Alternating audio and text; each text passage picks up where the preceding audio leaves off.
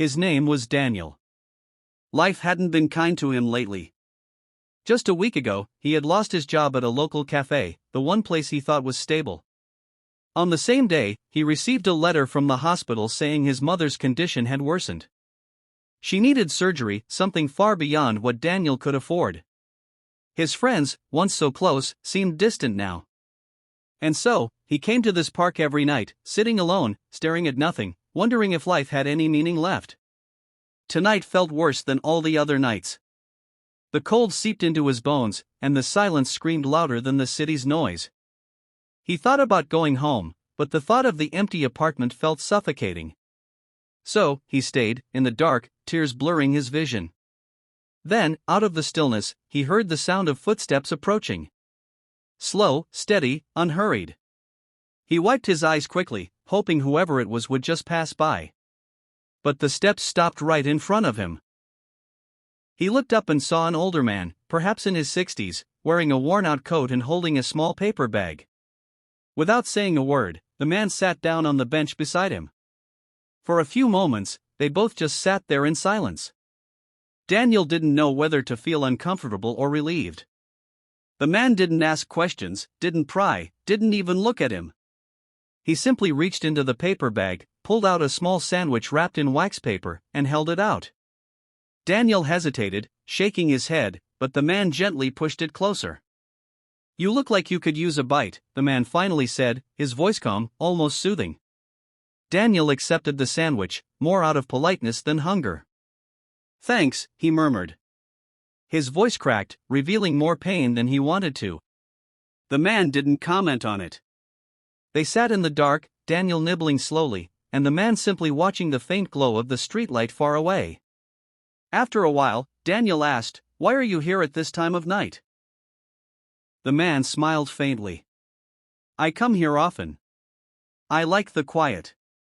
But tonight, I saw you, and I thought, maybe you shouldn't be alone." Something in those words broke the dam inside Daniel. He began talking, first hesitantly, then with more emotion.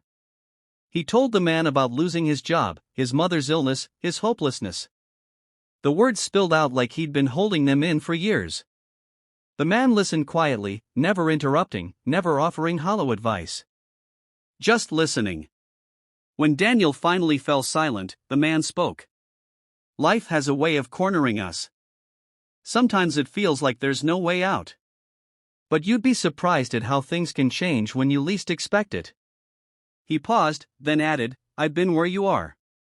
I lost my wife 10 years ago. I had nothing.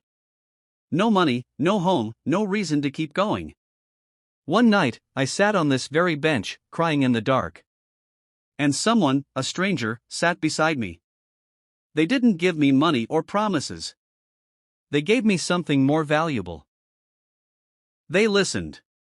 And that night, I decided I would do the same for someone else if I ever had the chance." Daniel looked at the man, trying to imagine him in that state. There was a strength in his eyes now, the kind that comes from surviving storms. "And you made it through?" Daniel asked quietly. The man nodded. "It wasn't easy. But I did. And you will too. You don't have to see the whole road ahead, just take the next step." They sat together for another hour, speaking now and then, falling into comfortable silences. Daniel felt something he hadn't felt in weeks, a flicker of hope. The man didn't solve his problems, but somehow, the crushing weight on his chest felt lighter. When it was time to leave, the man stood and placed a small folded piece of paper in Daniel's hand. "If you ever need someone to talk to, day or night, call this number. I might not have much, but I can listen." Daniel opened the paper and saw a phone number written in shaky handwriting. He looked up to thank the man, but he was already walking away, disappearing into the shadows. Days passed. Daniel managed to get a temporary job at a grocery store. It wasn't much, but it was something. Every now and then, he would think about that night, about the stranger who had sat beside him in the dark. One evening, he decided to call the number, just to say thank you. The man answered, and they spoke for hours. Over the weeks, they became friends, two people who had once been broken, now holding each other up. Months later, Daniel's mother underwent surgery, funded partly by a local charity the man had connected him with.